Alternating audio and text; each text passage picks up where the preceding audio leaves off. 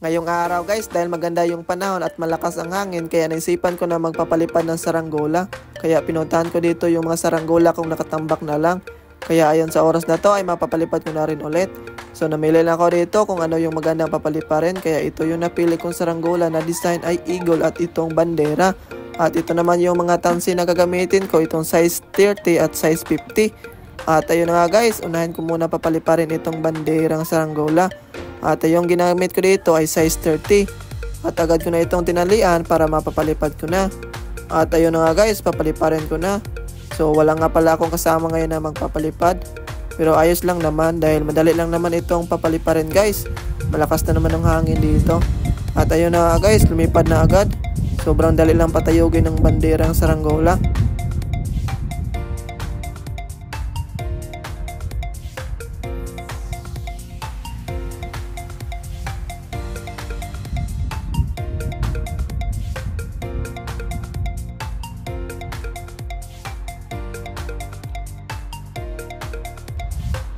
Ayan na guys, tumatayog na yung bandera natin na saranggola.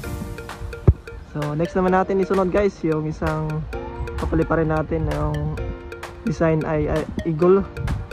Yan guys, lumipad agad yung bandera natin, malakas ang hangin dito. So dito po na tinatalian kasi papaliparin po kayo yung isa yung na saranggola. At ito na nga guys, kinuha ko na dito yung saranggola kung isusunod na papaliparin, itong The Eagle na design. So yung sumba nga pala dito na ginagamit ko yung sa sako guys. So ayan. At tatalian ko lang muna dito para mapapalipad na natin to. Okay. So tara, let's go.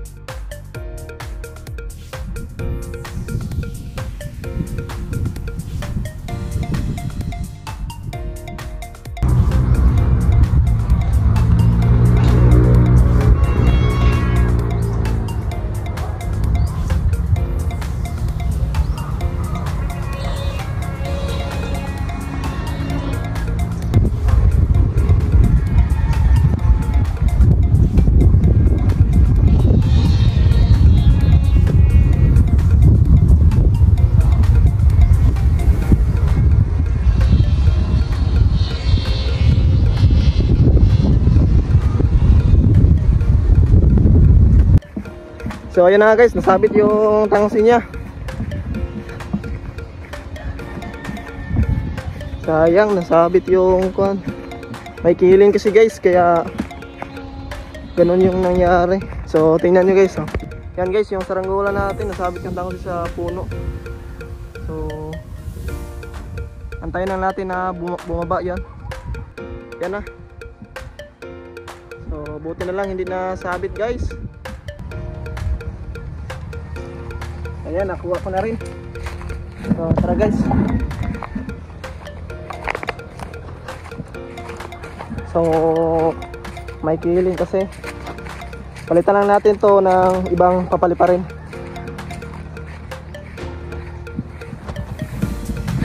So meron pa akong saranggola dito guys dito sa lumang bahay. Dito ko tinatambak yung saranggola ko dati. Ayan So madami pa yan guys. Ayan. Yan yung iba na. Yan yung iba kong saranggola. So tara. At ayun na guys, ito na lang yung papalitan natin, papaliparin itong tura-tura ko na saranggola dahil meron na rin kasi siyang sumba. So ayan, ready na kasi yan guys. Maganda to kasi yung sumba natin ay film strip. Tama-tama sa malakas na hangin. Sobrang ingay nito guys. So yan na guys. Tura-tura.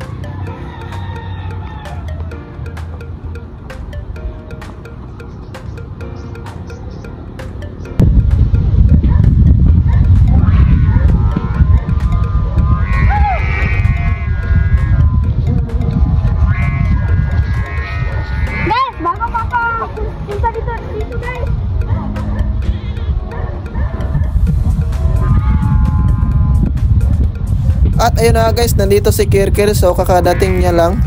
So may kasama na tayo magpapalipad ngayon guys. So ayan.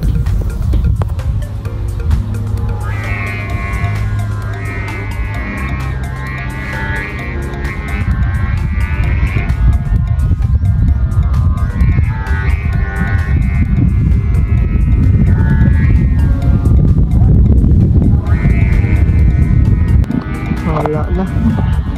Bago sana pinihiring. Yun nga guys, kaso may killing nga siya. So ayun naman. So ito naman yung nasabit yung tangsi. So pababain na lang natin to. So adjustan ko na to guys.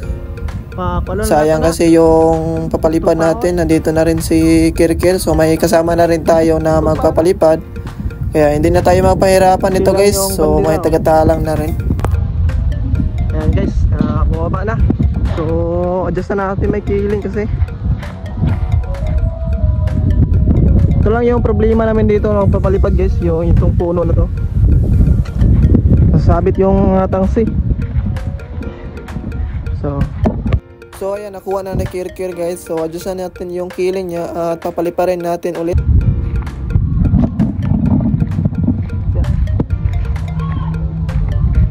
Ayan guys, paliparin namin ulit guys.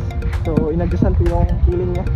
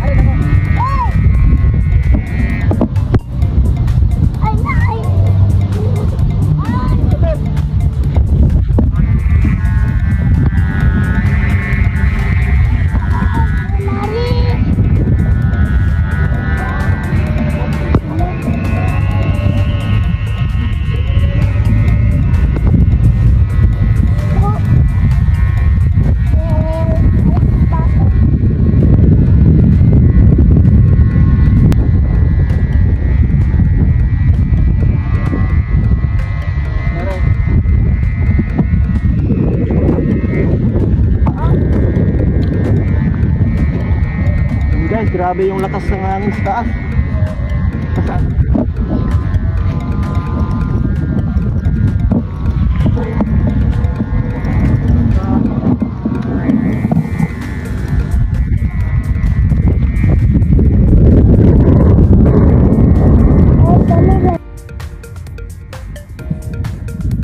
Yan guys, grabe yung hangin dito, sobrang lakas.